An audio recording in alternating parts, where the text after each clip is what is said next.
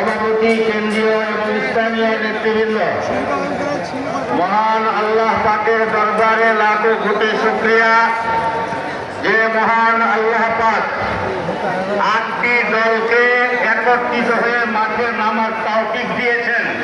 সেজন্য সকলে সদস্যরে বলি আলহামদুলিল্লাহ। আমি আজকে গরম কথা বলবো না, ঠান্ডা 2-3টা কথা বলে শেষ করে দিব। একজন কবির একটা ছোট্ট কবিতা, ইদা কানাল গুরাবু দলিলা কওমিন, ইদা